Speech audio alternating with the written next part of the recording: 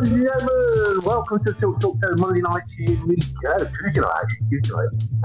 Wednesday, it's Thursday. Tomorrow's Friday, I think. But there you go, sponsored by Small Affordable Cars of Tamworth. Now, go. All these things are happening. And, I can't believe what I'm hearing, what I'm seeing. We've got some great guests in tonight. Welcome back to one only Mr. Paul Hipkiss. Evening all. No, hang on, that was in the 60s. That was Dixon and Doc Green, isn't it, mate? The one and only Chris Browne. Good evening. Hope you can hear me well. Please give us a sound check. Thank you. We've also got Richard, I Want Your Job, Goulding. Good evening. Good evening, Nick. Mark Andrew Adams, happy anniversary. Thank you very much. Yeah, it's been 18 years with me and Becky, and I need to be sure. I'm not going to get married yet. I need to be sure. She deserves a medal. She does. Mark, I can do drone photography now. There you go. But I need to buy my time. I could video your wedding. The one and only Claire Giblin back from holidays. Good evening. It's nice to be back. No, it's not. It's nice to be on holiday. That was pretty Claire. Come on, man. And from myself, have I missed anybody, Chris? Have we got Watto in? Yes. Good evening. He's there, yeah. He's there. I forgot about Alan. I don't know why he's got a red shirt on, though. That's a bit distressing. That is, I promise you. Nick, Nick, I think your mic sounds a bit rough, Nick, apparently, people are saying. People are saying the mic sounds a bit rough. Okay. I've got the earbuds in, so I'm going to take them out and retry, okay? That's better. If you get a bit closer. There we go. Right, okay. No, that's worse. Wasn't it? Penalty. And, the Duke stepped up. He did what the Duke does. And with 3 points more in the bag, I was at work on Saturday.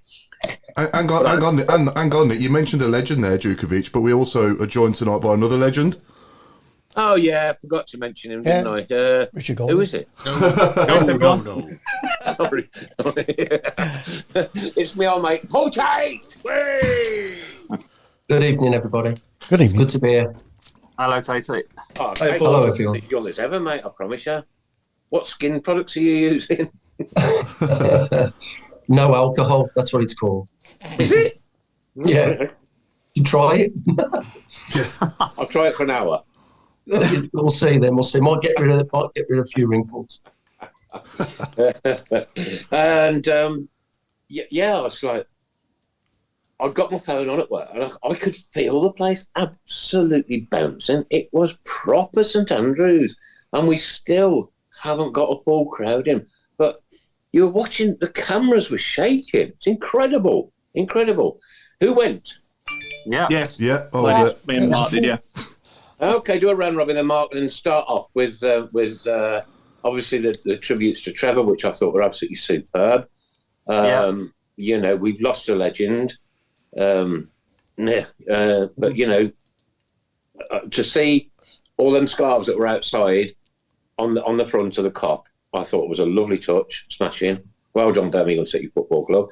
I criticise you when I think I need to criticise you, but you did a marvellous job there, and it's so good to see seating being put back in and the blue of the lower Tilton starting to re-emerge again. It is lovely to see. Paul, I don't think I've ever. I mean, I've obviously felt amazing at St Andrews in the past, but this has just got a different feel about it completely, hasn't it, to anything I think we've ever experienced. It's just so good. It's, the first impressions when you walk in the car park now and the badge outside, the lights up, the screens. It's just going to another level, isn't it? Straight away in like 4 weeks. It's unreal. It makes you want to go early. It sounds stupid, but it makes you want to go 2 hours early. Yeah. I mean, the build-up from 12 o'clock was unreal. I met up with the... Yeah, I mean, I saw Watto and I saw Adam, and we were just happy watching people arrive, all the people for the boardrooms. We saw, Mr. Brady turn up with Mr. Wagner. We saw people excited. He just turned up there, Mark. He went to the pub with their lads, you know what I mean? Yeah. What? That's exactly what we want. No more, no less. Get involved, get with us, find out what we're about. You're American, you don't understand yet, probably, what the English football scene is all about. And he's doing the best job that he possibly can. Absolutely lauded it. I'll tell you what, I've never felt like this for 11 years. One thing. To be honest, sorry, Paul. I was just going to say one thing he does know a thing or two about is winning. He's a serial winner, and having someone like that in the dressing room for the players before the game, he's just going to get that extra 10% out of every single one of them, I think. Yeah, and I'll tell you what else it did, right? It got 50% more out of the crowd as well. Yeah. Well, the whole day felt like we returned to the Premier League. It was like our first game back in the big time. It was absolutely fantastic. Yeah, I mean, best home game in 12 years, I'd say. Tait, back when you played, who would you say was the most inspirational person in the dressing room then that you spoke to before any game? Was there any, other than Barry Fry, obviously? Was there anyone that popped in, and would David Sullivan ever pop in, or anyone that was involved at the board level? We had David Sullivan come in when he first took over with the Golds, and Karen Brady come in. I think we were playing Oxford at home, and obviously they come in and look like a mafioso, so we say. We're a bit scared, if I'm honest with you. So they give us a little pep talk about what was required, and won that game 1-0. But very, very rare did David come in, or Karen, or anyone like that. It was mainly left to Baz. Yeah, obviously got the best out of us, and like our captain named Daesh, really, who gave us, the ins and outs of what was required on that particular day. Mm-hmm. Yeah. Did TF ever pop in, Tate? You do? Trevor. Trevor, when we played, when Trevor was there, Trevor was very quiet, unassuming. He wasn't one to bawl and shout. He did his talking on the training ground. He was very professional, Trevor, and he left it up to Frank Barlow. Really, he's one of his coaches to talk to us. But Trevor was, I didn't really get on with Trevor, unfortunately. But he's such a great player and such a great ambassador for the club. You've got to respect everything that he did for our football club. And it's such a sad thing that happened, a couple of weeks ago. But he wasn't one to bawl and shout, Trevor. And I think that came across as his general demeanour, what you saw on, on the TV and things like that. Mm. Yeah. One thing that I'd add about Saturday is we still need these people to continually turn up now. We saw that attendance the highest it could be, and that needs to continue. So as we move forward, 2020, it has to be there. 20,500, I think, was the incredible attendance they announced. But those people that, I desperately hope they're going to prove me wrong, but I just don't want people just to turn up for the fantasy factor of being there on the first day of the new owners. If you can physically get to a game, then get down there as much as you possibly can. And we know it's tough. We've said it before. It's hard for anybody in the current environment to potentially buy tickets, but there's always ways and means for those tickets. So please, continue to get down there and make that noise, because put it this way, we'd have lifted the roof if there was a full capacity in there. Yeah. And, that I think can happen over time, and I really do believe it will happen. Mm. And I should say, good evening, everybody. Sorry I was late.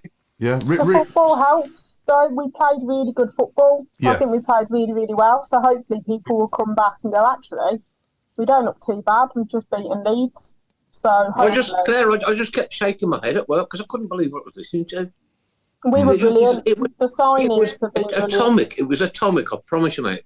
And it came over so well, and the presenters on who were doing the Blues TV. The job, they even they were saying, look, this is St Andrews, this is what it is, this is what it's about, and thankfully, Mr Wagner and Tom Brady have now heard what we can produce with half a stadium. Yeah. Will we have the blue stuff and all that coming up again, or do you reckon that's a one-hit wonder? I hope it stays. The powder and the fireworks. I hope it stays. I think it'll really. That was cool, wasn't it? And I'm thinking, like, This is like the last game of the season. We're on Sky, and we need to win this game to stay up again. You know what I mean? Yeah, but Richard, it must have been challenging for you. Saying hello to Mr. Brady and announcing the 7 times champion of the Super Bowl. That must have been pretty surreal, considering the environments that we've been around in the past. I mean, it was absolutely unbelievable, to be honest. And I've got to say, with just over 20,000 in there, I think. I've been doing the job for, I think this is my 17th season. I'm not sure. And even the local derbies against the Villa back in the day, I think they made more noise on Saturday. It was incredible. Yeah, it was. Yeah, it was absolutely incredible. And absolutely superb from the Blues fans. Something to just get behind, get excited about again. It feels brilliant, doesn't it? Yeah. It's like a massive cloud's just gone, and I couldn't hear anything I was saying on Saturday. The fans just. I mean, I might as well have not been there. Even Jasper, God bless him. Even Jasper, God bless him, had to sort of like cut it a bit shorter, didn't he? Yeah, Jasper. Yeah, Jasper. What Jasper did. Is he paused and he let the fans in? He maybe should have just done it and then let the fans in. But it's a very emotional day for all of us. And Jasper was good friends with Trevor. Yeah, I know. So, doing that for somebody who's a massive icon and a massive friend of yours, it must have been hard for Jasper. Very hard, yeah. When I passed him the microphone, I could tell he was really quite, taken back by the moment, to be honest. Yeah, absolutely, as you would be. To be honest, Rich, we saw him come in and he looked broken. Yeah. Tom as well. Not normally chirpy, but he didn't look it at all. Yeah, Mark, I think we helped him through. I think singing "Keep Right On" at that point, where he was, you could tell he was stuttering. Yeah. I think we helped him through, and I think he needed that, and we could see it. So that's why we started singing. Yeah. But you could see Tom as well. Mark and Craig. Obviously, we were at the Tebley thing on Friday night, and Tom's still obviously very upset about it, as well as we all are. But obviously, Tom and Jasper knew him personally really well, so it's different thing, isn't it? I seen his son James as well after the game, and I think he was quite taken back by the occasion. But I guess he just wants to try and see the Blues still and try and put not put it behind him, but obviously he wants to sort of carry on watching the Blues in aid of his dad, I suppose. So, yeah. But I must say, on the pitch, I was so impressed with the back four. Sunic and Bielik together were fantastic, weren't they? Oh, and I mean Sunic. I don't know what's happened to him since he's been away and come back, but what a game he had. He was my man of the match on Saturday. What are you going to think of, Paul? It's where he's been, and now he's come back home.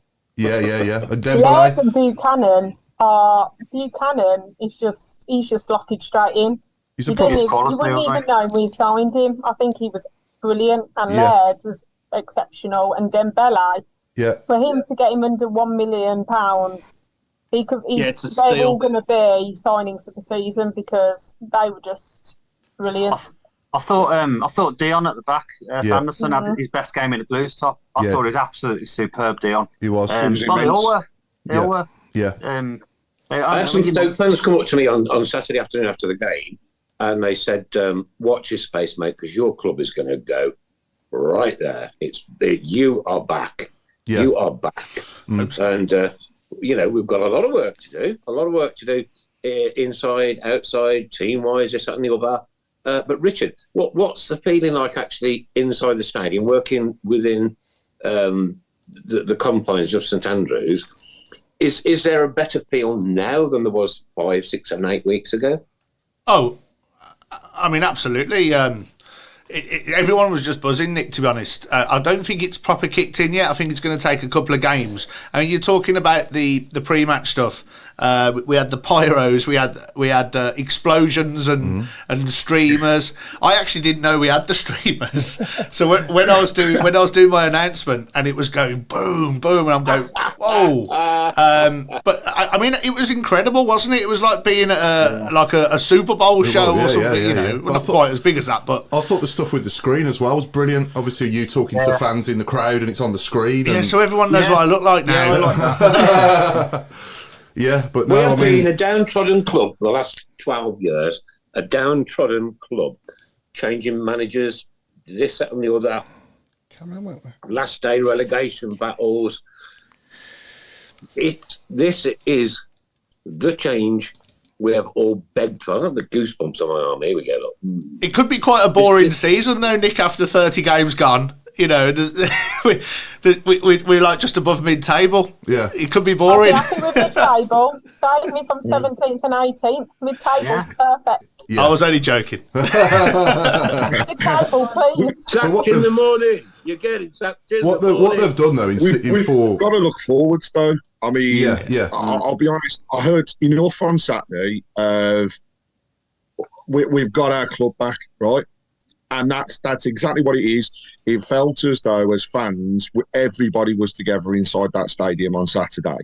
And now we've got to look forwards. Got to stop looking at all of this, what's happened in the past business. Because as far as I'm concerned, it's gone.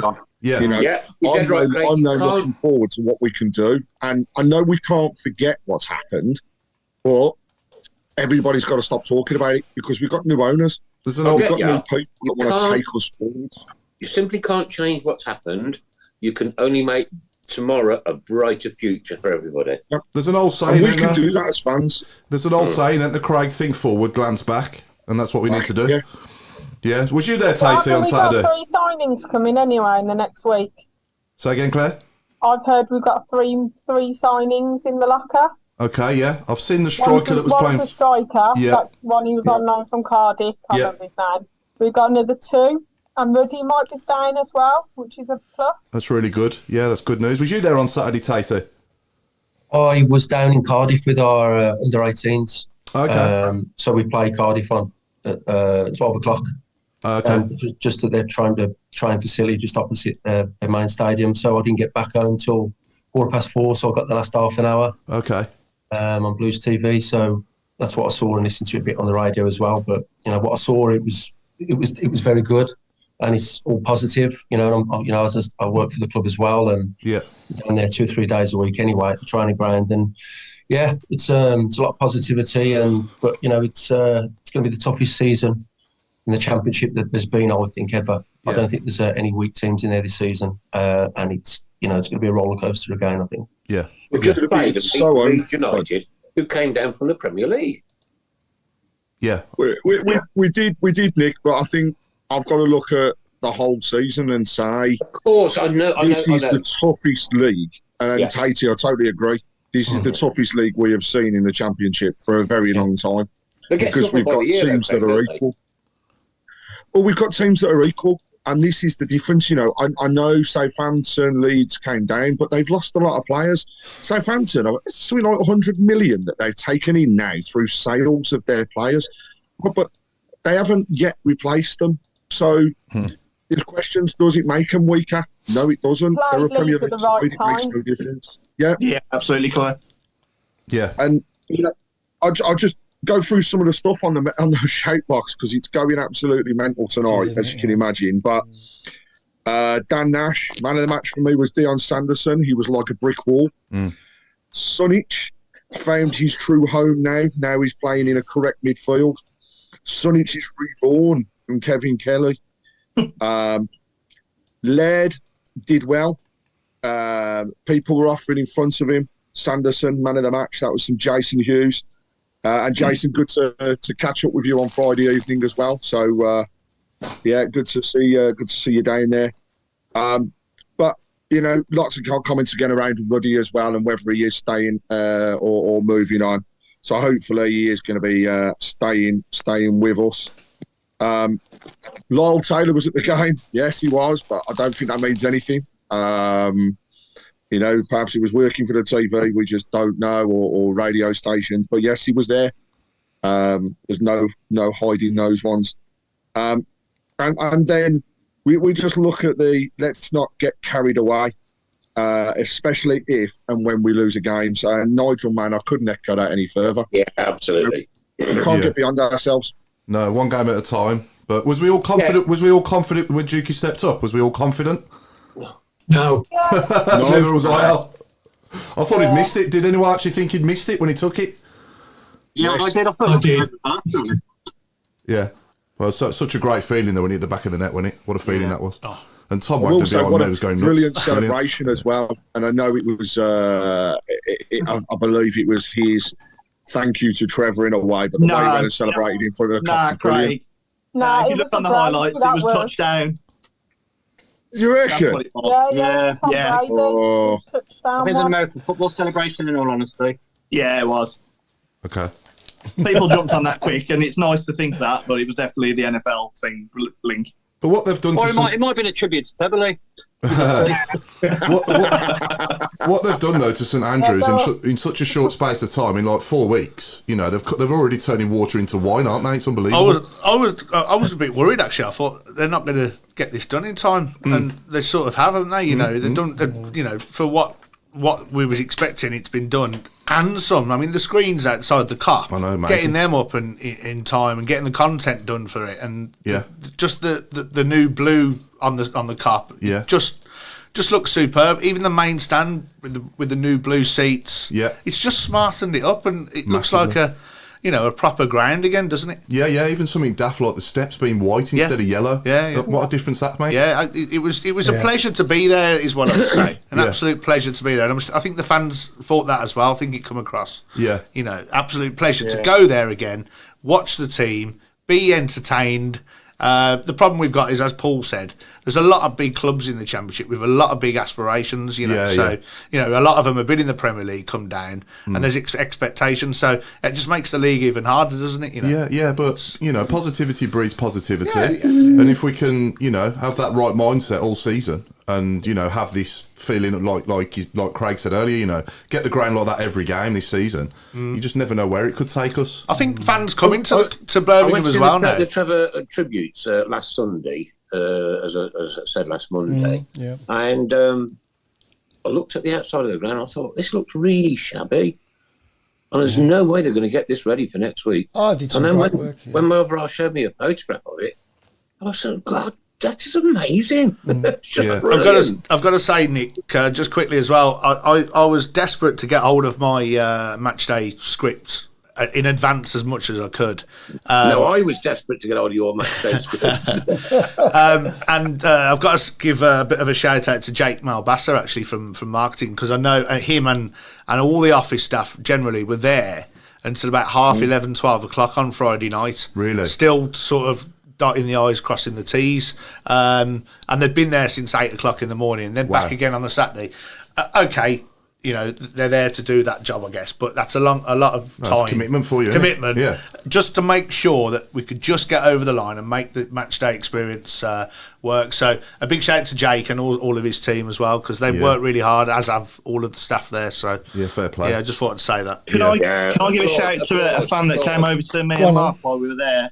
He was a fan of the show. His name's Barry, and he's been going down to the Blues since 1968. So, Barry, if you're listening, I told you to shout you out, mate. There you go. There you go. Well done, Barry. Nice one, Right, Barry. Paul Tait, you've got to wish somebody a happy birthday. I have, yeah. Happy birthday to Mel. Happy birthday. She's a big Blues fan, and keep right on. Hope you've had a great day, Mel. No, sorry, Paul. She's a Paul Tait fan. Is it Paul Tait? Bloody hell, I've got one. Claire, explain. He's both. He's a Paul Tait and massive Blues fan. She's been going down for years, so and she's part of her game too. So she'll love that. Thank you. Now have a wonderful birthday. Lots of love from everybody at the Tilton Talk Show, and of course Paul Tait. Oh, Did we all see the pretty iconic programme that they printed for the match? Yeah, I thought you should. If you want to keep hold of that is. I never got one, to be honest. The queues were massive. The queues for programmes was big. The queues for food. The queues for the shop. I've never seen a queue for the shop. It was just ridiculous. I was like, oh. But it's good, though. Like, even today, just to get the away shirt, the queue was massive. That's all that we need to keep putting the money into the club. Yeah, I was at the shop at 9. That's a question, guys. Are we still Booker Pies? Yes. Yeah, but they're more expensive, aren't they? I had one before the game. They're more expensive. Ladies and gentlemen, we now have a top line. We are definitely playing for a full house this evening. We're definitely Yeah. I was at the club shop. I popped up in the morning first thing. I was in there about 9:30, and there must have been probably 30 people in there then. You know, going back to before this has happened to the club, I'd be just being there on my own probably. Do you know what I mean? At that time of the morning, even on a match day. So you can just tell the whole place is just booming at the moment, and just the face on people in the shop at 9:30 on Saturday morning. You know, the people that I'm talking to in there are just completely different vibe. But we scored in the very last moment of the game. What was the Coventry Road like on the way out? Busy. Couldn't see it from the Trevor Francis suite. No, I'm on about the supporters. Like, well, Right. It's like often, even sometimes after we won, it was doom and gloom. There must have been something really special there on the way out. I heard quite a few fans singing "Leeds are falling apart again." Yeah. Yes. An old one. I heard that one. There was a little bit of banter with the Leeds fans, but I've got to say, actually, Nick, it wasn't. Oh no, it wasn't people outside fans. celebrating What or was the anything vibe else. with the Blues fans? That was, Yeah, it was positive, but because we'd come away with a result, it wasn't over the top. I think that had been inside the stadium. That's where it was different, and that's where the atmosphere needs to be. You know, coming outside of a ground and singing afterwards is absolutely pointless. You've got to make sure you lose your voice inside. I certainly know that Claire lost her voice, but that was because she was shouting at other people rather than the game. No, I was shouting because the one thing that they did annoy me on Saturday was we didn't shoot enough. So we had so many opportunities where we could have hit it, and then when we did hit it, he should have passed it. And Craig, you knew that I wasn't very happy with that, but it was at the end of the day, if you don't shoot, you're not going to score. And then, you know, you've got to have a go. Like Dembele was 20 yards out from goal and he's tried to pass it. She's arrived. Though the caps. There she is, making a weekly appearance on the Tilton Talk Show. Moving on. We got into a couple of positions. We've seen a lot about players coming into the club potentially as signings, but you're working with the younger lads at the moment, you know. Have we got the next Jude Bellingham in the books? You know, is there this player ready to stand out, or yeah? Well, actually, I suppose is that positivity breeding into the youngsters? Because I guess they didn't have the opportunity to meet Brady yet, but just knowing that he's involved in the club must give them a huge boost. It's we've got some great kids coming through. Obviously, we're competing. The likes of Aston Villa are buying every kid going at the moment. And with what they've got to offer at their place. So it is really, really difficult at the moment. But I think we've got the most productive academy in Europe now for under-18s, who have lads who've got minutes in the first team from the under-18s coming through. There's a lot of good kids coming through. Now, what I do like, the 18s of what we've got at the moment, is they're all local lads as well. And a lot of them are from really rough areas in Birmingham. And they know they're very streetwise and they've got each other's backs. I think what we've had over the last couple of years is lads, we've had to sign players from all over the country, really. And when you do that, they don't know what it means to play for Birmingham City Football Club. And it's part of my job, part of Liam Dacey's job and Martin O'Connor's job as well, to an extent, to let them know what it is like and what it means to play for Birmingham City and what is required. And don't let them forget it. And they're taking it on board. You know, I said to them, you've got to run through brick walls. It's a no retreat, no surrender policy. If we get beat, we get beat. But, you know, I want to get back to when teams play against us, I want them to come to the end of the season and go, God, I don't want to play Birmingham again next season. You know, I want an identity of being an horrible team to play against. And I said to them, you know, as soon as you step over that white line, you turn into someone different. You know, you turn into a different being when you come up. That's as it was in your day, though, Paul, wasn't it? Yeah, and it's a different. Listen, coming back into the game now for me, it's very, very eye-opening what players, the modern day player is like, and everything. The training is all different. The analytical departments, the physio departments, everything's different. But the game hasn't changed. You know, it's still 11 versus 11, and you've got to have a winning mentality. I know what our fans expect. As football fans in general, they want is the players to give 100% with quality. And my job is to identify that in training, those players who are struggling maybe, and have a little chat with them, giving them a G-up and giving them a kick up the backside as well. That this is the most important time of their young careers. They haven't done anything. You know, they've got the first rung of the ladder, and they need to give their all for 18 months to try and get a pro contract. And then that's where the hard work starts, because they've got to get another 8 2-year contracts, another 5 3-year contracts over their careers to have a long career. And I don't think they understand that when they're coming through the doors, because, believe it or not, they've all got agents now. Yeah. You know, that they sign for a club at 16 and large percentage of them are coming with an agent, which is absolutely bizarre. And these agents, I'd say, was it 95% of them have never played football in their lives? They just see these kids as a cash cow. And it's a big, gripe of mine, that what information are they being fed by these agents? They don't need an agent. All they need to do is get themselves in the building, work their socks off, run through brick walls for our club, and see where it takes them. But the 18s at the moment, I can't speak highly of them, and with the coaching staff with Martin Ollinshaw and Danny Barham, they're all working tirelessly to get this next conveyor belt of kids coming through. But we have got some very, very good lads coming through, as we have in the 16s as well. Paul, my daughter's 11. She's a massive blue nose, and she wants to make it in the women's game. What's the best pathway for her to kind of pursue going forward now? Well, does she play for a team? She does the go along for free kind of thing at West Bromwich Academy. Right. That's the only door she's got in at the moment. I think there are there's more and more girls' teams about now than there ever has been. I'd suggest going to when you join a team. It's all right joining a team, but if that team isn't particularly good, they're not going to be watched by scouts. The scouts will always watch the best leagues and the best players. They know that they know what games to look out for. So it all depends what kind of standard she is and what you think she is and where do you think she could play. If she's a very good player, look out for the teams that have got a good reputation, that she could progress. She's looking like she's going to be a good defender. She can put her foot in and make a tackle quite well. Yeah, well, that's good. That's nice to hear that she likes to get stuck in. It's always nice to hear, because that's a dying art in today's football, isn't it? Because very few players tackle and head the ball because it's it's frowned upon, should we say? The art of defending. Does scouts go around local schools? Sorry? Does scouts go around the local schools? I wouldn't have thought so. At secondary level now?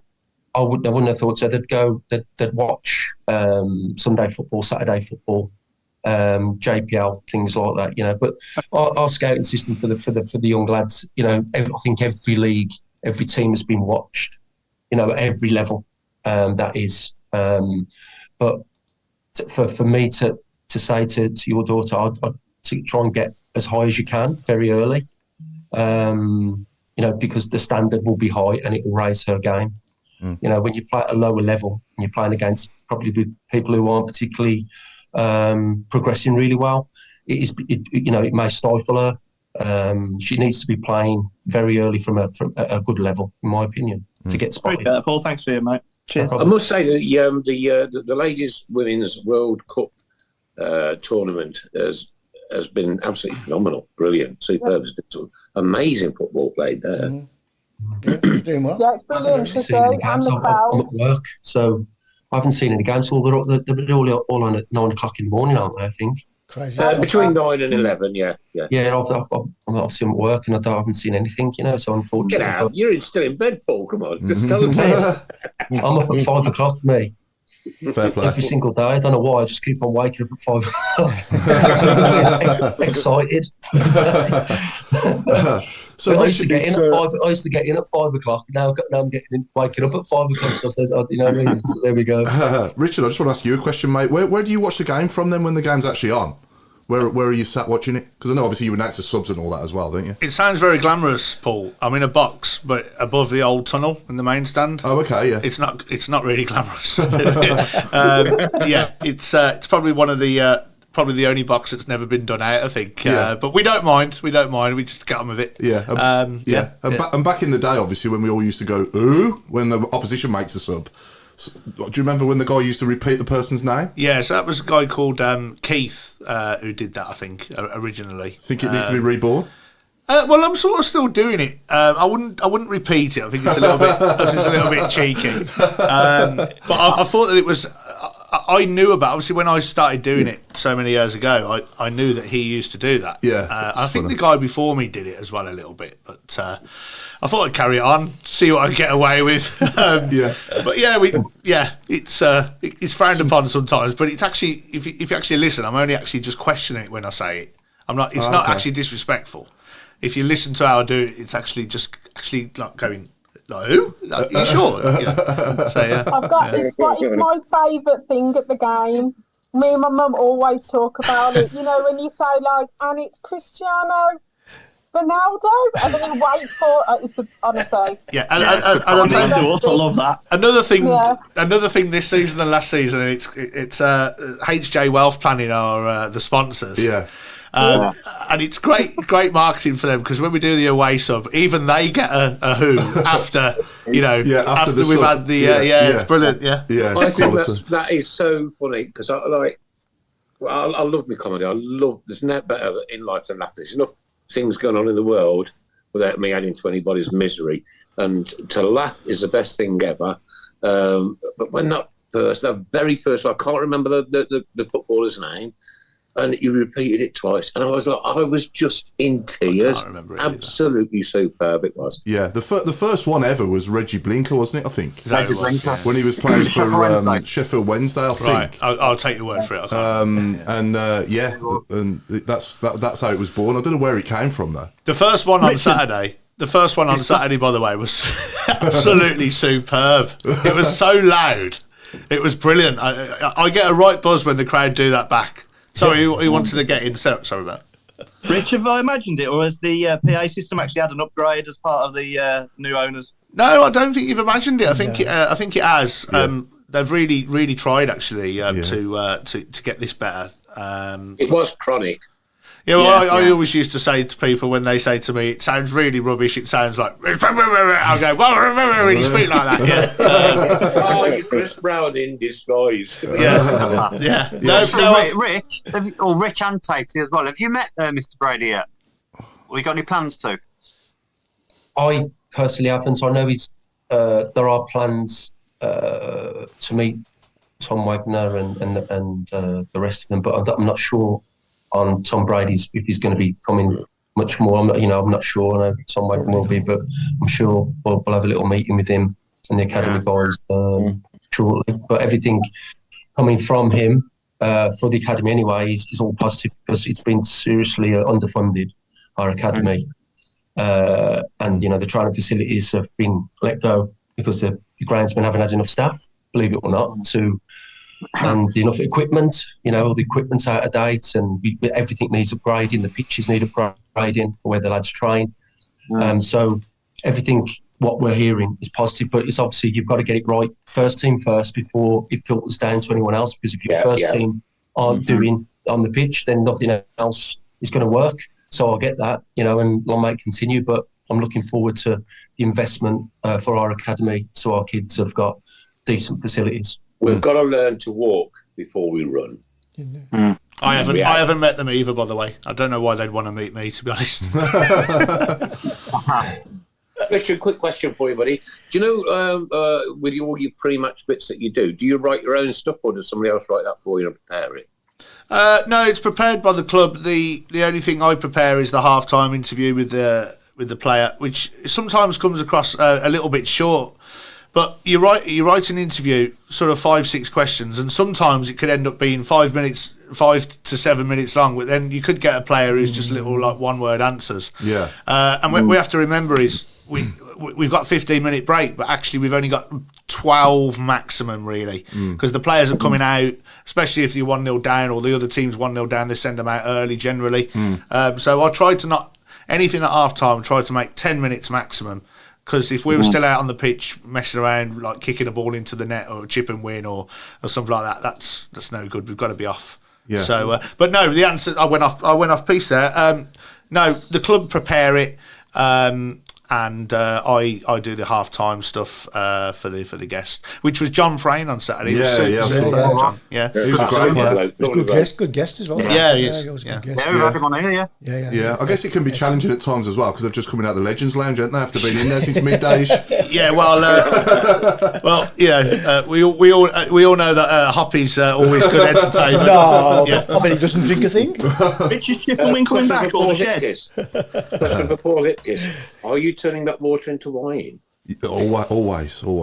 The answer to the half-time thing, I know that their club are working on something. I'm not sure what it's going to be, to be honest. I think I think Saturday was probably never going to have anything on Saturday. You know, we need to just absorb the atmosphere that we had. I guess we'll be bringing something back. We'll watch this space. Who knows? I don't know. Bring the shed back. Oh, the shed was awesome, wasn't it? Brilliant.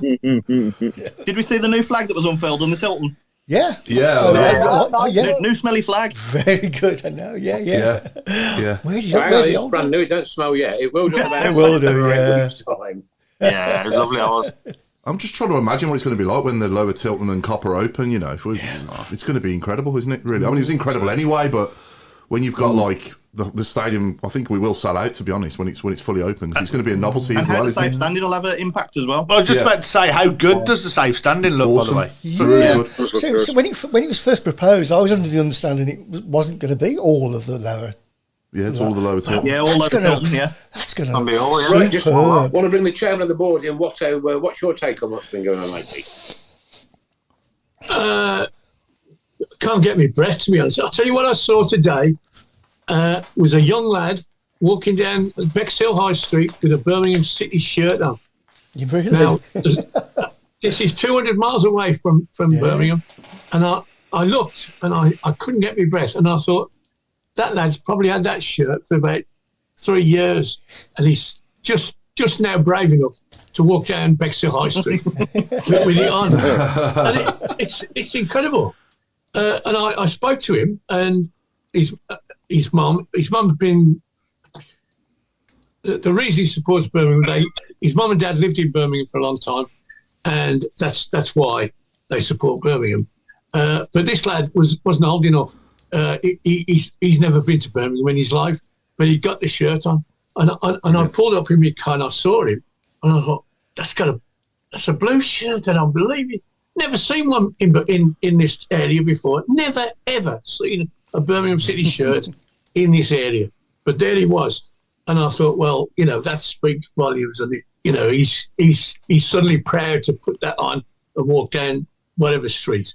I can't wait to the day when Manchester, Barcelona, Bayern Munich, and all those places, Ajax, are full of Birmingham City shirts. I can't wait for that day.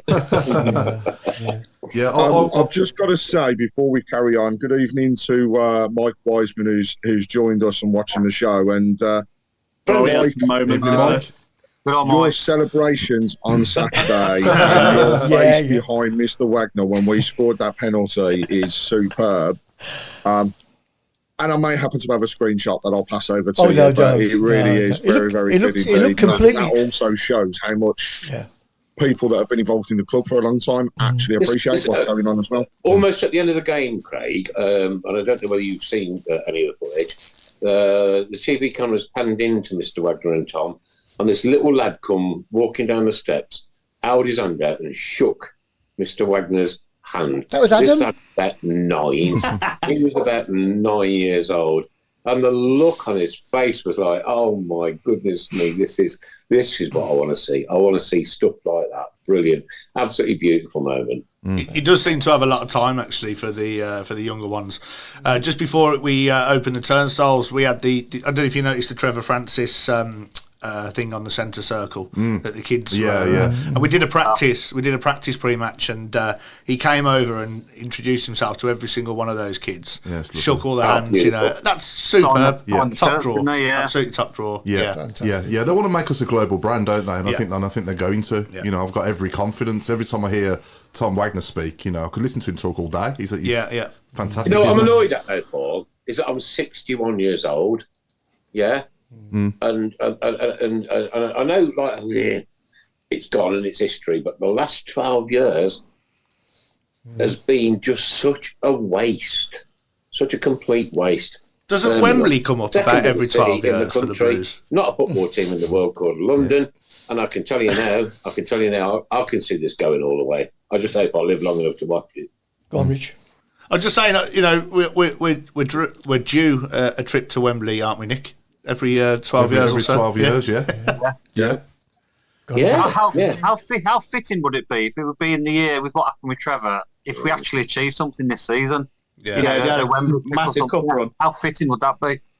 Put it this way, for the first time in a long time, I won't let my missus look at holidays for May. Yeah. No, absolutely. No, you're right, though. So she's just said where we're going in May. We always go away in May, with some end of with playoff finals on. Yeah. And I just said I ain't committing this time. I just want to see how we're getting on after, by Christmas and whatever, see where we are. Yeah. Chris, can you just pull my screen up a minute? Sorry. Oh, yes. Can I just say something? I'm since the season started, I must have watched 7 or 8 live games from the Championship, and I watched all the highlights over the weekend of Premiership, and I've never seen such crap defending in all my life. Team after team after team, thinking, what on earth's going on here? The only team where I can say we were almost perfect was us. Yeah. That back four is tremendous. The 2 fullbacks are top draw. They're going to be greats for us. Yeah. They'll be people in 20 years' time saying, remember them? We had them 2 fullbacks. They were superb on Saturday. And we've got to score some more goals, unfortunately.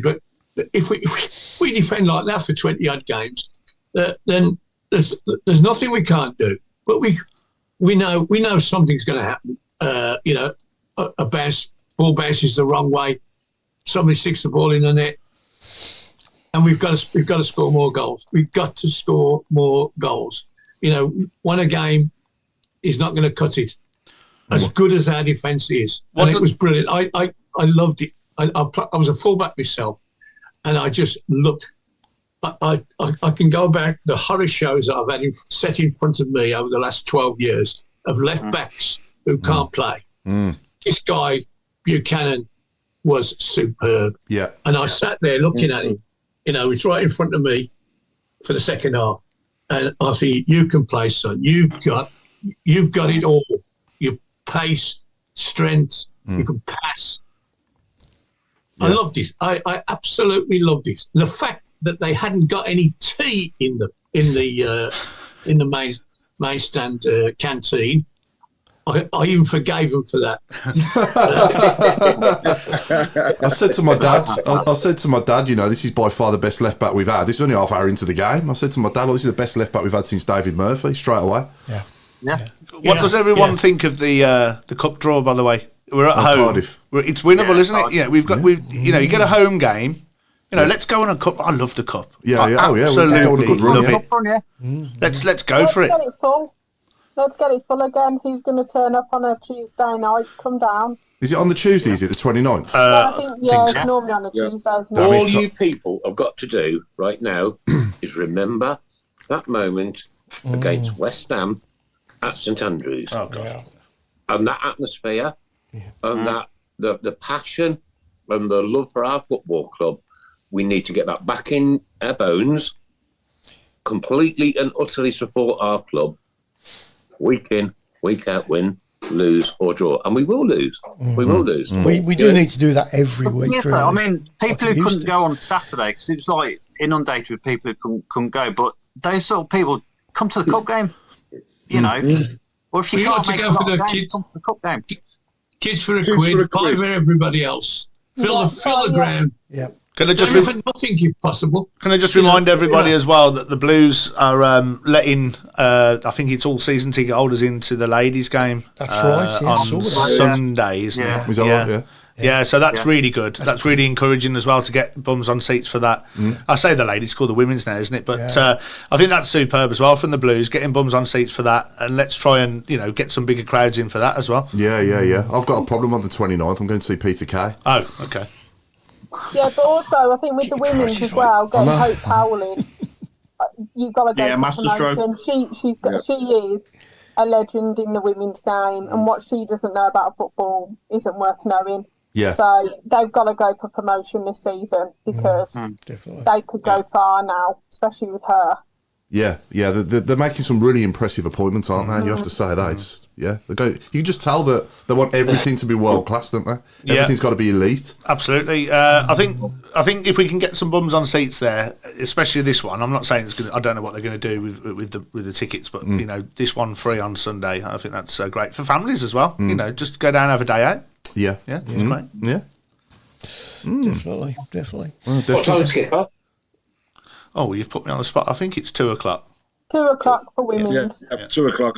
Tait, question for you, mate. Apart from football, what's your best sport? What was or still is your best sport apart from football? Darts. Yeah? In the pub, when I used to go to a pub play darts. I don't know.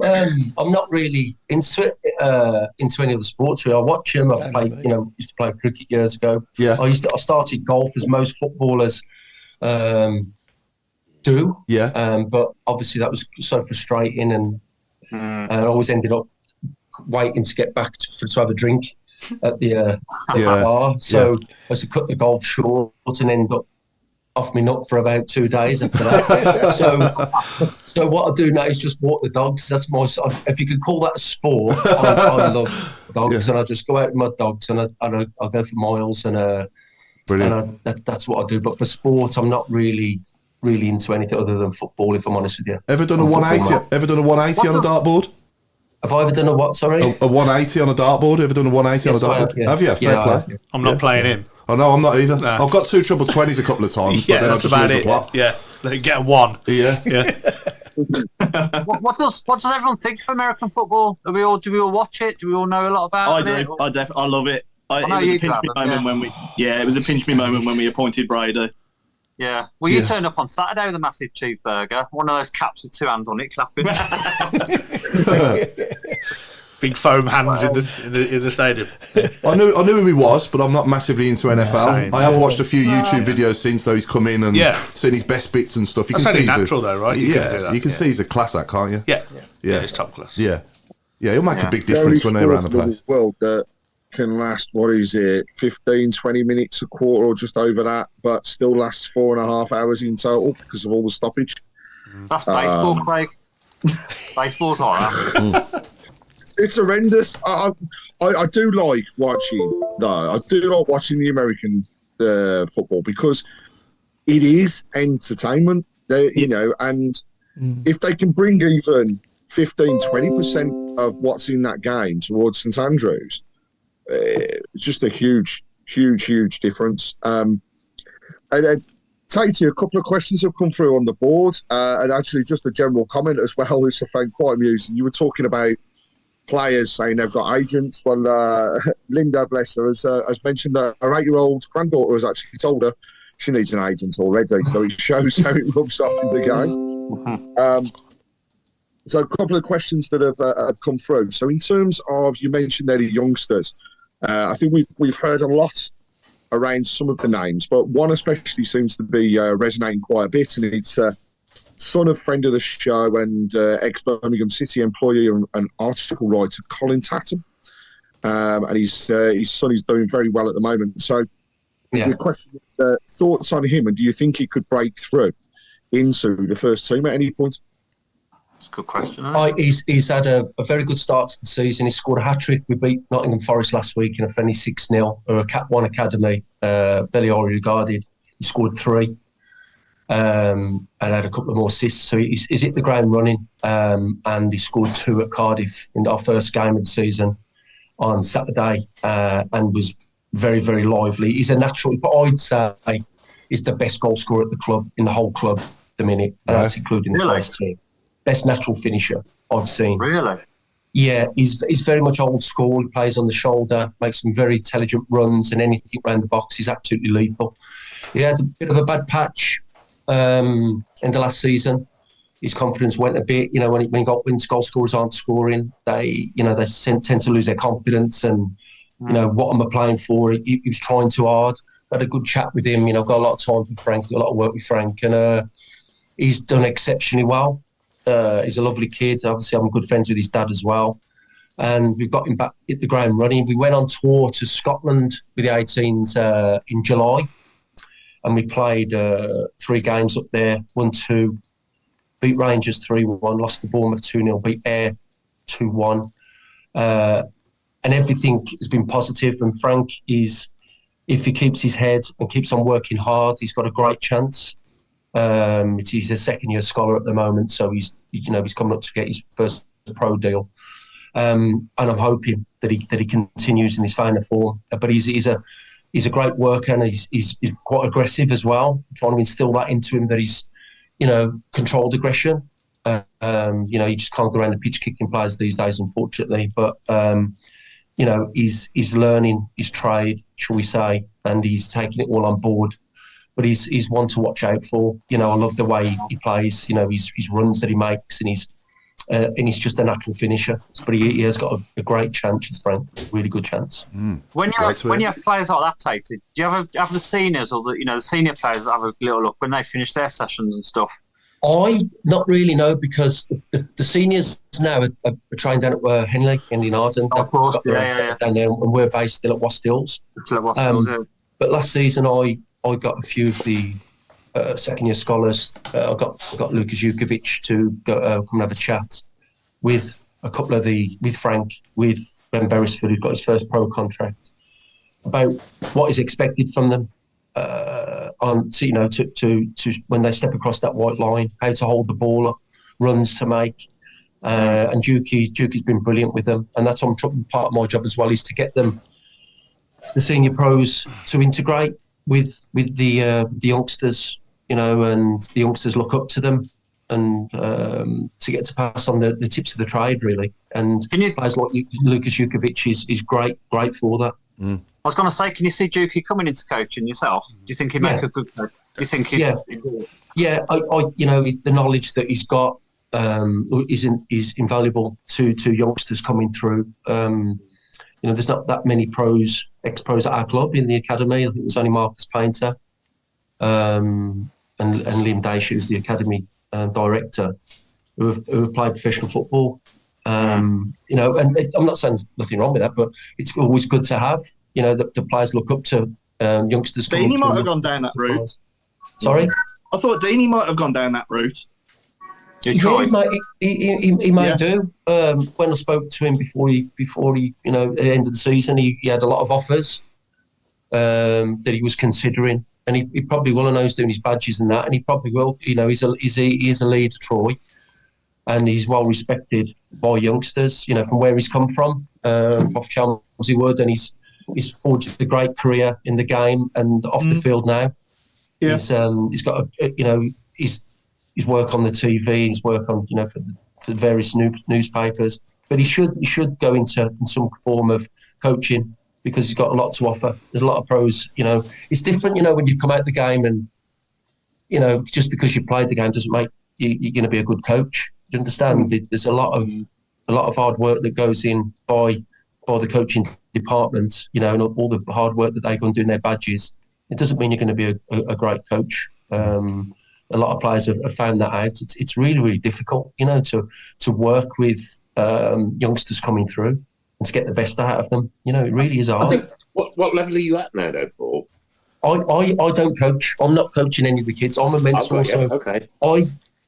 Primarily I was working in schools with kids in gangs and things like that, and drugs. And then I got offered this opportunity by Craig Gardner to come and work with the lads. So I work alongside Liam Daisher, identifying lads who may be struggling.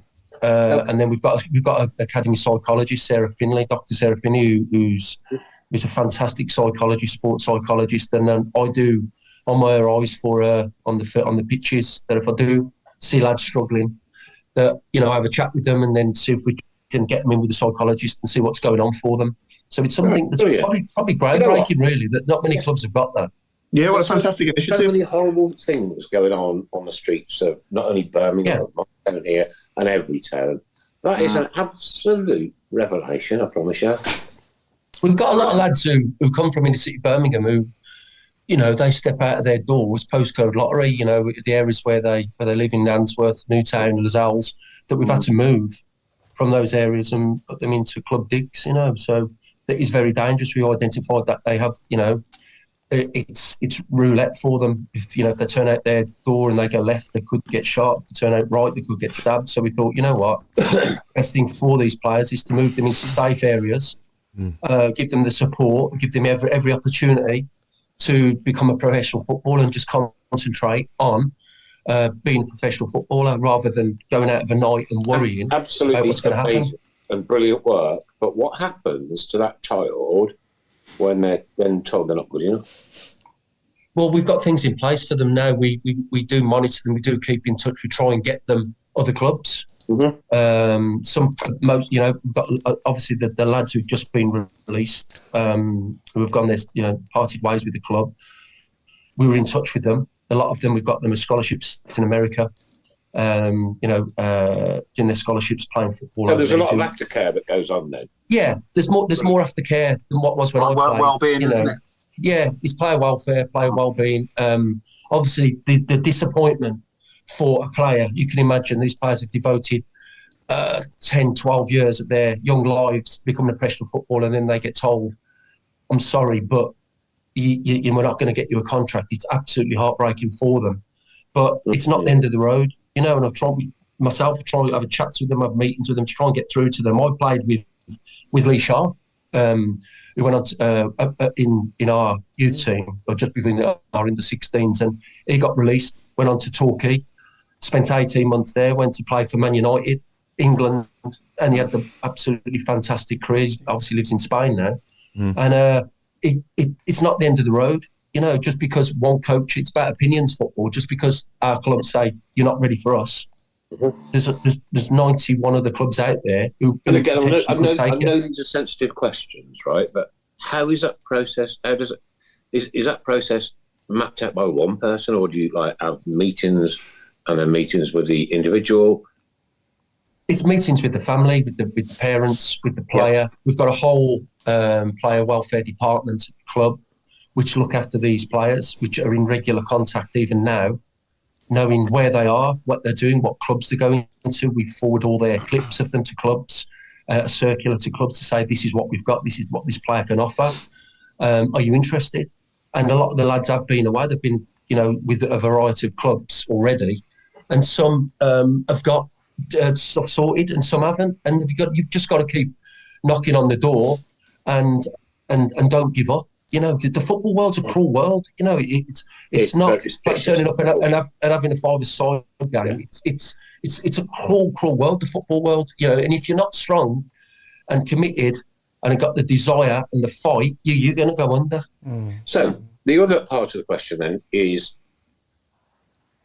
how do you feel when a player gets offered a professional contract in front of his mum and his dad? It's amazing. It is amazing. It's the lads who've just been given pro contracts. We've had one come from grassroots who's been given a 2-year. A lad come from Newcastle, got released by Newcastle, come down to us. Newcastle then wanted to re-sign him, but he devoted time to us. Beautiful word this week, by the way. Sorry? Newcastle. Yes, it's a beautiful word, isn't it? This week.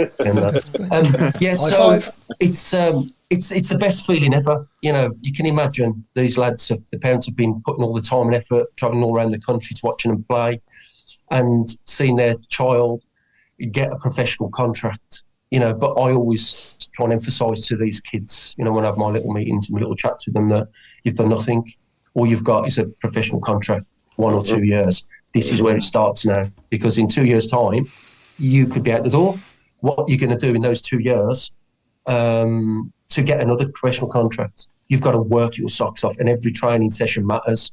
There's something that I've learned from when I played, that we didn't live right back in those days, and in these days, there's that much money to be earned in the game. You've got a very short career. You've got about 8 years to earn money out the game. That's it. That you've got to give everything. You've got to make sacrifice after sacrifice, and you've got to run through brick walls for this football club, for yourself, and live right.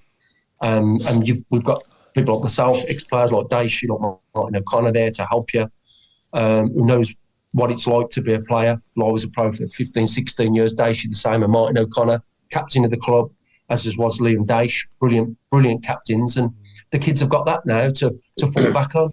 To ask us questions, and we give them kicks up the backside. It sounds all like a brilliant support network, to be honest with you, and it really does. And I'm absolutely proud of the football club and yourself and everybody else involved.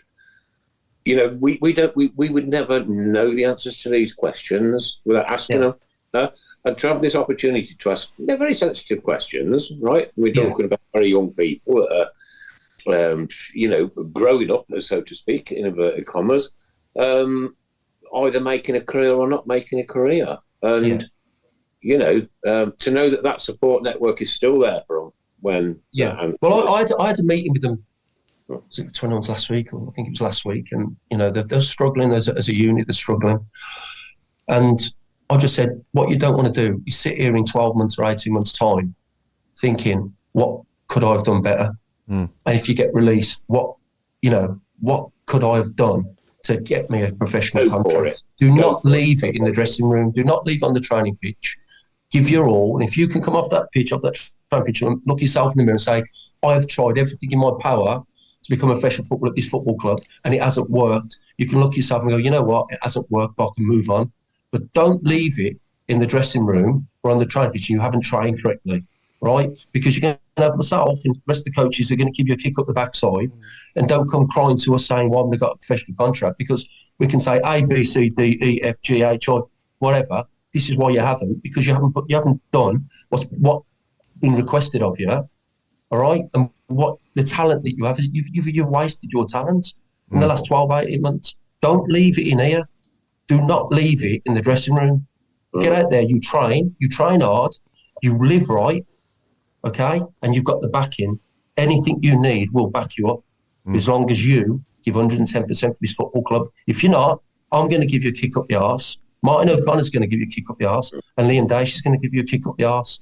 That's 3 swear words. And if they survive the first one, then they've got 2 more.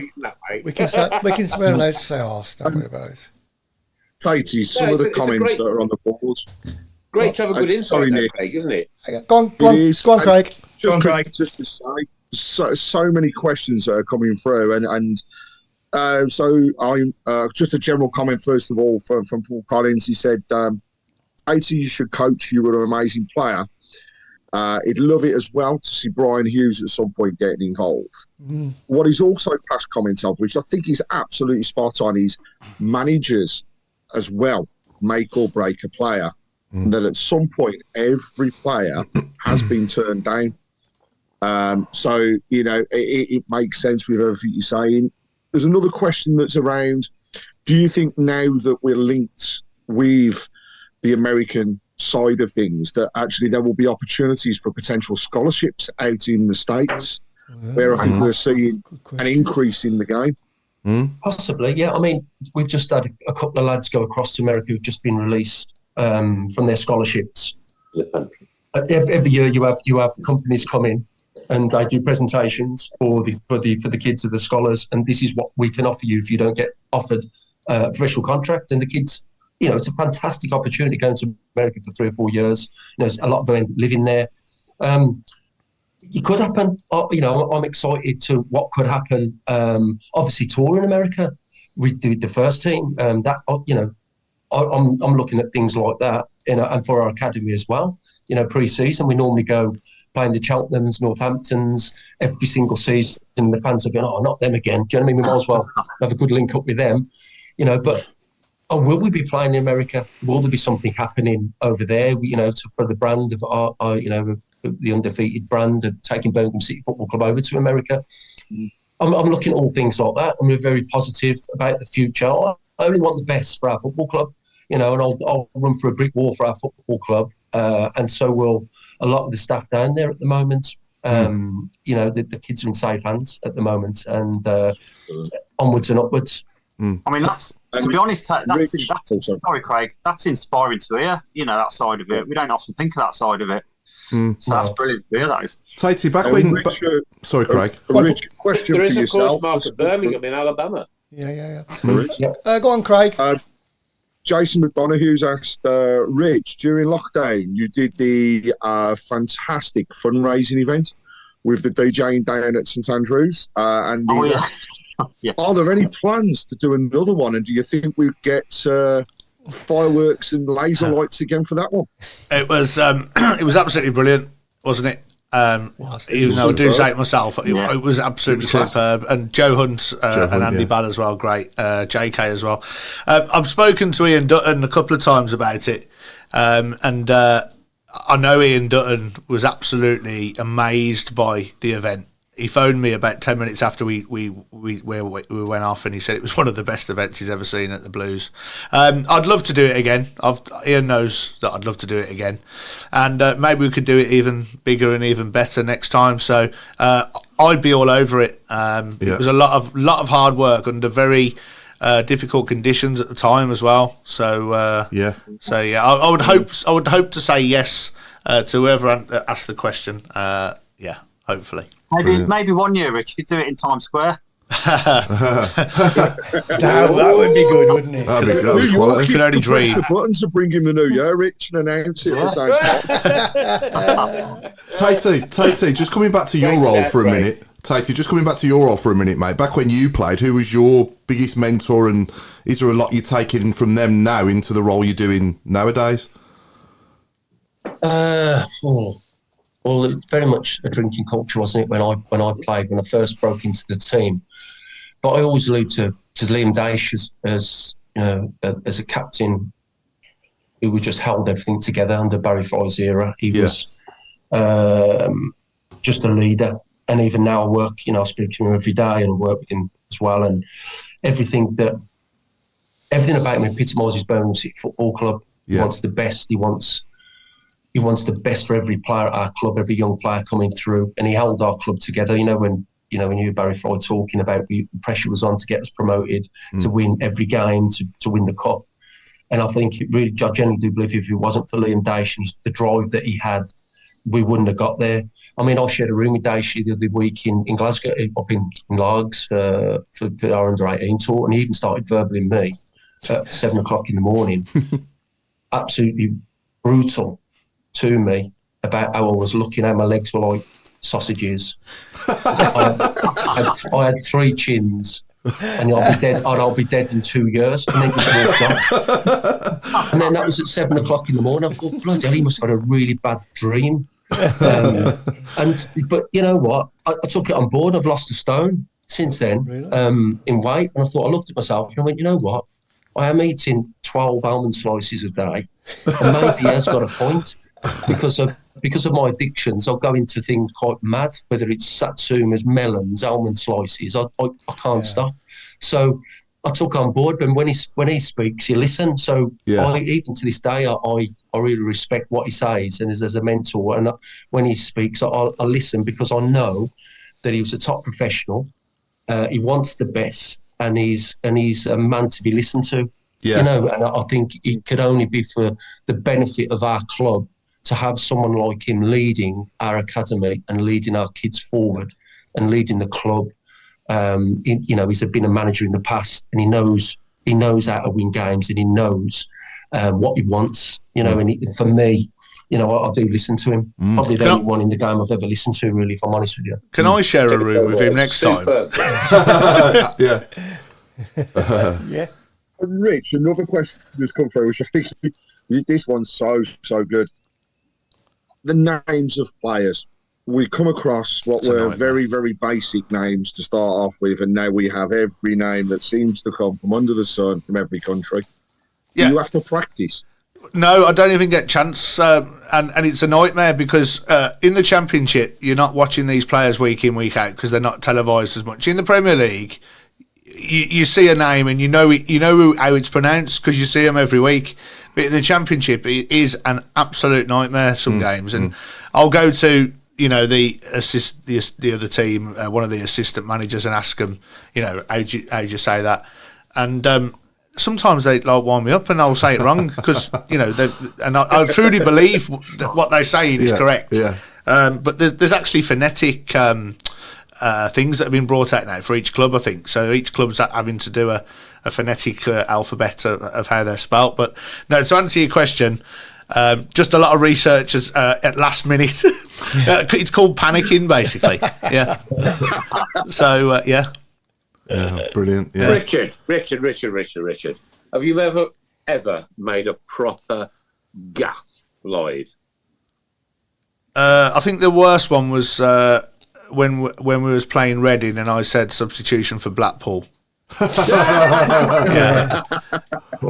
And the reason I did that was I I was looking down at the scores, and the last score I looked at was Blackpool, and I looked up, and they were making easy though, isn't it? It's so easy. They were making a sub, and I'd subconsciously just looked at the Blackpool score, and just said Blackpool. Yeah, it's amazing how everybody knows where I am as well when I make a mistake, because it's like everybody's looking at me from miles away, but I can see they're looking. Rich, when we played the Baggies, Kieran announced them as Wolverhampton. Yeah, I want to try and keep my job. To be honest, I'm after your job. I'm after your job. It's Richard Goulding. I'm after your job. What else do you do, Richard? Obviously, I don't know what you do at the Blues. Obviously, isn't a full-time job, is it? Some people think it is, you know. Do they? Yeah, it's mad, isn't it? Yeah. No, I've got our own little small business building exhibition and event stands. Oh, okay. So we're all over the country. Some little EU shows as well. So it can be quite hard work actually fitting the football in. So I have to sort of manage it quite well. It's getting more difficult sometimes, but So we're off doing that. It's quite seasonal as well. So when the kids are off, we're sort of quite dead, which is good. You know? So that's what I do in the daytime. I'm not a full-time stadium announcer. No. There we go. Yeah, good stuff. You know what, sorry to put in, but coming back to Tait, when it talked about announcements, wasn't it at Wembley they announced your name wrong, didn't they? I've no idea. What did they call me? I read some of the locals. They said you were Louis Donovan. Yeah. I remember. They did. So I remember at the time I was there with my dad and thought that ain't Louis. I remember when I made my debut for my Cypriot team when I finished my career out in Cyprus for a team called Nia Salamina, and I think we were playing a local derby against AEK Larnaca, and they said number 8 Paul Tait. I didn't go down very well. My mates from the crowd were hysterical because the Greek language, the A and the I says that I comes out as an I, the A's are silent. So Paul, I was Paul Tait over there. It's a good job you weren't right back, isn't it? Like all my friends were hysterical. But the stadium announcer at Wembley, I guess someone did mention that. I remember at the time thinking that's wrong, but what do I know? Obviously, we look a bit different, me and Louis, don't you know what I mean? So, Are we into the last 15? Oh, crikey, we are, yes. Yes, we are. Paul knows the last 15. Nick doesn't. So what we've decided this week, based on where Craig's based and where Craig is on a campsite, it's literally anything to do with a holiday camp and football. Lee camp in the middle of our goal. Lee camp straight in, look at that. I'll start us off with Darren Tent.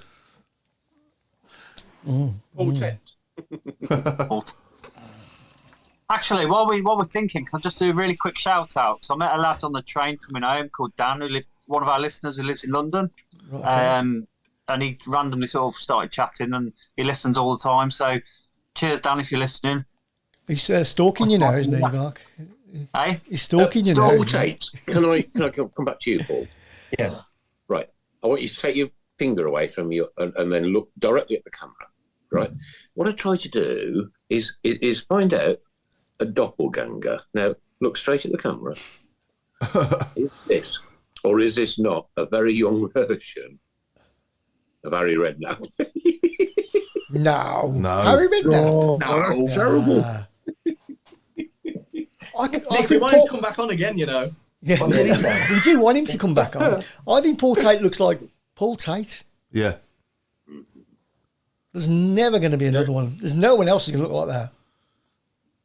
I don't mean it like that. You know what I mean? Right, so we're going to go for Brighton and Camping Stove Albion. There's a few others that have come through. We've got Tent Alexander-Arnold. That's a good one. That's good. Peggy Sheringham. Yeah, I like that one. Rude Caravan Nisselroy. Really? Name and shame, please, Craig. That was no hot but I think Don Kavanagh may well be taking the lead with ground sheet at the Villa. That's a good one. Yeah, very good. That's a good one. Again, please name. That was Don Kavanagh. We've also had Paul Hansen with Delia Hadaginganguli. Hey, Tatey, do you reckon they should be up for this last 15? Word association. What's the name? Yeah. What do you reckon they should? They should probably be in the pub.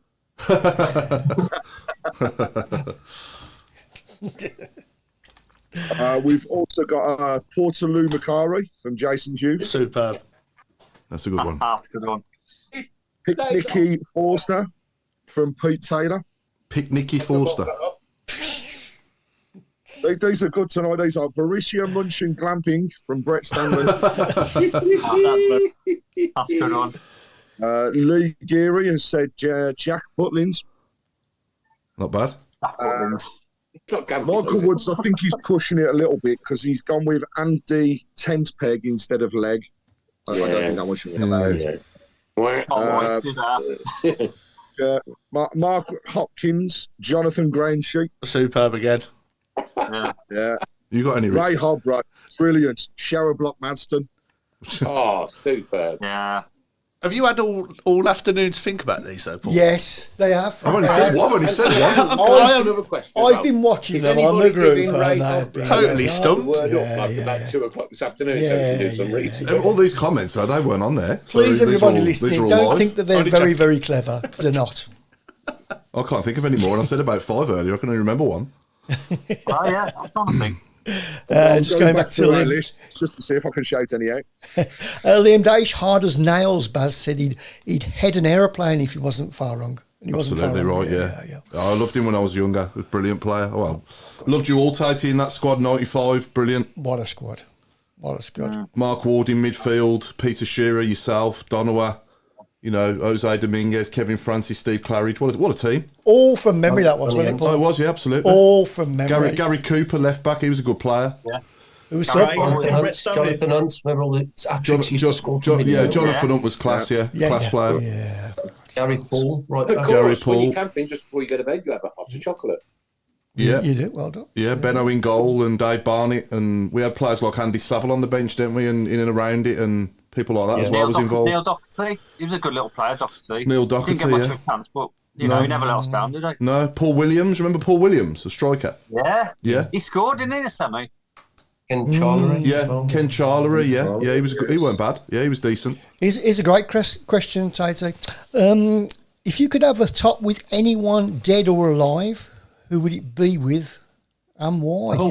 Have a what, sorry? If you could have a tot, a drink, when you used to drink, with anyone dead or alive. Probably George Best. George Best. That's a good show, isn't it? Yeah. You'd only have the one, though, wouldn't you? Absolutely. Oh, God, yeah. Bestie wouldn't have many, would he, either? No. So some of the others that some came through earlier, and some of the others to shout out now. We've got Windbreck Shay, Sand Dune Bellingham. It's hotter in the sun. Like it. David Deck-Cherham instead of Beckham. That's a good one. What about Denver? What about Denver Bar? That was almost There's a bar in there on the campsite. Yeah. Wow, that's subliminal. Craig, That one, really. Craig, did I say a funny one? No. No. I think it was 2018. That was. Cloudy and rainy. Who? Cloudy and rainy. Cloudy and rainy. That's a Rainy. clever one. Who's that from? Is that from Munich? Yeah. Surprise. That's not bad, actually, Nick. That's all right. He's got Mr. Sharon next to Sheen him. earlier on did say rep Guardiola. He said what? Like that. Rep Guardiola. All right, okay. I just want to say as well, great to see Roy tweeting as well with a picture of himself looking like he's on the mend. Photographer. Yeah. He's doing okay now, isn't he? He's going in the right direction. Thank God, yeah. Yeah, absolutely. Yeah. Was you there the game when he fell backwards? I was there, but I didn't Did you see it? But no, I was a bit worried about it at the end of the season last year. We had a couple of fill-in photographers, and I was like asking questions. I didn't really know about it. I don't know where you've seen it. It was on Twitter. Wasn't it? Twitter. Yeah. And I asked about him on Saturday, and we're not 100% sure. I don't know if anyone else is, but it seems like it's all good news. Good, so that's good. I hope that we are right with that as well. So yeah, good. Lovely man. Been on the show. Yeah. Taken out. Well, how many photographs was it? You say was it 3 million? Christ. It's got to be, innit? It's been there. What's he been there? 20? Was he there when you was playing, Tate? He probably was, wasn't he? Roy? Yeah. Mate, I promise you. Yeah. Yeah. I know Roy. Yeah, Roy's been there for donkey's years, hasn't he? Yeah. So Furniture, innit? Saturday's match. yeah. So, yeah, we need to move on to score predictions now, don't we, for Saturday's game? So, Bristol City away. I'll start us off with 2-1 Blues. I'm going 2-0. Go on, Alan. Hello, Alan. Alan, can you hear us, Alan? 1-1. 1-1. 1-1. Okay. I'll come down. Adam Wilkes. I will go 2-0 Blues. Mark. I'm gonna say 1-0 Blues. Craig. I'm going to go 2-1 Blues. Claire. Watto. Claire. We're done with that. 2-1 Tate. Blues. 2-2. 2-2. And Rich. I was going to say 2-1 as well. Yeah, I'm going to go for 2-1 as well. Well, that's all pretty positive. Was you there on Saturday? Watto, what about Watto? We've done Motto. Yeah, it's gone 1-1. 1-1, I think. It's gone 1-1. Yeah. 1-1. Our actor friend, Richard Haler, good evening, young man, has said Roy is doing really, really well. Good news. And he is fighting hard to get fighting fit and back down St Andrews. So it's great to hear. That's great to hear. Brilliant. Absolutely. Yeah, Mark met Richard. It was really good to meet him. Yeah, nice to see him. Yeah. Nice bloke. I So don't care we've, what they're saying. Linda Magnus said 2-1 Blues. Mark Hopkins 3-0 Blues. Craig Firth 3-1 Blues. Paul Lilly 1-1. Simon Andrews 2-0 Blues. Nigel Mann 3-1 Blues. Lee Geary 4-0 Blues. We've got 1-0 Blues from John Bloor. Paul Collins, Bristol City 1 Blues 1. We've got Benji Smith with 2-all. Paul McCarthy 3-0, Lily Pad 2-0 to Blues, 3-1 Blues. So we haven't had one person that has said Bristol are going to take a result, which is the huge positives, because last season we were hearing the opposite. And a few of the names that have come through as well, Don Gaviner, Tony Showers. That's a good one. Michael Woods, in line with the good old British weather, he has said Howard Gale force winds. Yeah. Some of these we can't, I'm afraid we can't read. Some we cannot read out at all. Sorry. But I think there's some good ones there, though. Danny Shitter in the woods. Can't say that one. We can't say that one. Name change, please. No, I'm sorry. Who one. else would it be but Lily Pad? Jason Hughes has also said because he's been cold, Daly had a bowl of cuppa soup. Yeah. don't have a cup of soup in a bowl. Dealey had a bowl of 10 pegs. That's quite a good one. That come from Dilly and the bowl of cuppa. I mean, for me, that's the outright winner without a doubt. Chris Browne, Michael Woods wants to know what happens if we get a 6-0 this season. Well, it still stands, you know what I mean? It still stands. I've got the thong at the ready as I speak. Clapped at half our listeners there, Chris. I've got a camera down there or something. Visions right now. I'm probably Yeah, no, it still stands. What about Ricky Yotto? As in yacht?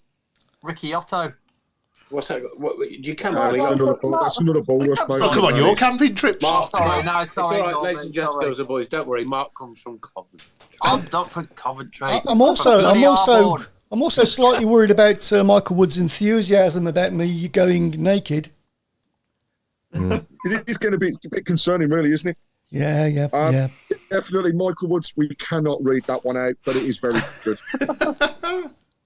So what do we think then? If we can get a good striker in, I think Scott Hogan's a good striker. He can score goals. I think he will score goals. But we get another one in who's say a little bit younger, bit of pace through the middle, that can get like double figures, or up like Hogan did last season as well. If we can get Hogan scoring 10 up again as well, then we could, who knows? We could put a push on for top 9. Top 9. I'm saying. Yeah, why not? Let's hope. Let's. When would we have said that? When was the last time we would have said that? Yeah. To be honest, though, Paul, can we just quash these things about Lyle Taylor? I think people putting 2 and 2 together just because Lyle Taylor was there. I personally don't think he'll be coming. I think he's trying to get into punditry and stuff, isn't he? Yeah. Then you have a friend who's got a box still, so personally, I can't see that one happening. But we're after that other bloke, aren't we? Yeah. What's his name? The Cardiff, the Cabba. Cabba, yeah. Cabba, yeah. But I can't see Lyle coming back. I don't think he fits the bill now. I think that boat sailed. Tender team. One thing that I'm really, really, really, really glad about is that John Eustace has got an opportunity to take it forward. Right? He came in. We were in the doldrums. Who would have wanted the Birmingham City manager's job? Seriously. Now he's got an opportunity to go forward and to make a massive name for himself. And I hope he does. And I hope he stays with us. And I hope it's us that he makes that massive name for himself. And on that note, Nick, you've got 60 seconds to say bye-bye. Well, this has been it. It's been the Tilton Talk Show, sponsored by Small Affordable Cars of Tunworth. And it's been an absolute pleasure tonight. So we've got Adam Wilkes. Thank you very much. Been a pleasure. Mark Adams. Yeah, have a good week, everyone. Take care. Kevin of the Ball. See you soon. Watto. Good night, everybody. God bless you all. Lovely Craig Eblin. Good night. See you on Saturday. The one and only Paul Hipkiss. Good night, all. Keep right on. Chris Browne. Good evening. Goodbye. Richard, I want your job. Once. That's all. Thanks. I just want a pay slip. I don't need to get paid, but I want a pay slip from Birmingham City Football Club to put on my museum wall. Right? You can have one of mine if you want. You can pay the tax on his. There you go. Thank everybody. Keep right on. It's 3 minutes work. Good to have you on, mate. That's all it is. And the one and only. Richard, take good care. And who have I missed? Mark Adams. Nobody important. Craig and Paul Tait. Craig, of course, Craig. Yeah. Yeah. Good night, everybody. And we've had some wonderful guests tonight, but we also have another one joining us now on the 4th of September. So watch out for details of George Paris joining us on the show. Superb. And we're going to let the good old Blue Nose himself, Mr. Birmingham City. I want that T-shirt. I don't care where it is, Paul. I want you to find it. I got it. He's got it. He's got it framed, ain't you, Paul? He's got it in the frame. Huh? It's in a frame, ain't it, Tate? You got it framed, ain't you, Tate? Last time you came on, I remember. I've still got them. Yeah. I've still got Do you know where it is, Paul? Yeah. Where? On a wall beyond No comment. I will In the hunt you frame. down. I promise you. It's safe. Ladies and gentlemen, a Birmingham absolute megastar and cult hero of the past, but cult hero of the future too, because he's working with our youngsters, ladies and gentlemen. We've had some great insight to the work that you do. Hey, say goodnight to the people.